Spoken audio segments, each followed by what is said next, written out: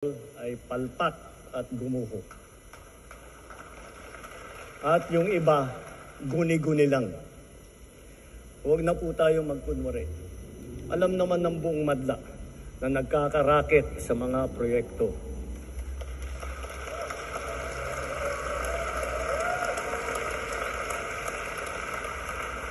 Mga kickback, mga initiative, errata, SOP, for the boys. Kaya sa mga nakikipagsabwatan upang kunin ang pondo ng bayan at nakawin ang kinabukasan ng ating mga mamamayan, mahiya naman kayo sa inyong kapwa Pilipino.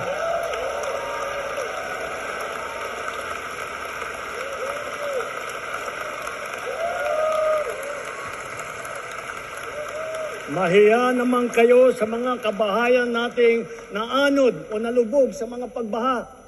Mahiya naman kayo lalo sa mga anak natin na magmamana sa mga utang na ginawa ninyo na binulsan nyo lang ang pera.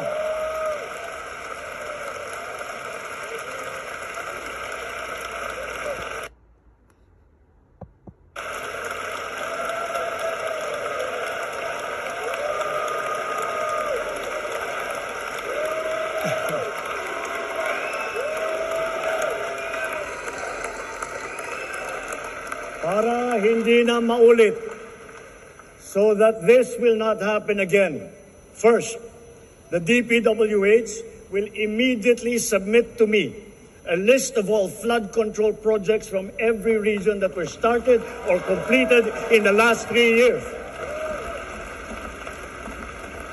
Second, the Regional Project Monitoring Committee shall examine that list of projects and give a report on those that have been failures, those that were not finished, and those that are alleged to be ghost projects.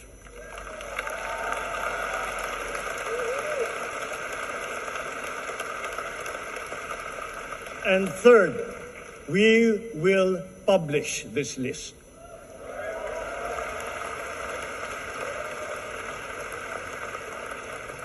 Isa sa publiko natin ang listahang ito.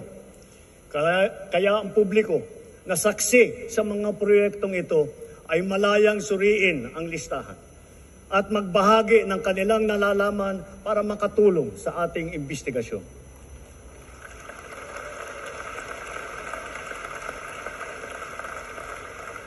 At the same time, there will be an audit and performance review regarding these projects to check and make sure and to know how your money was spent.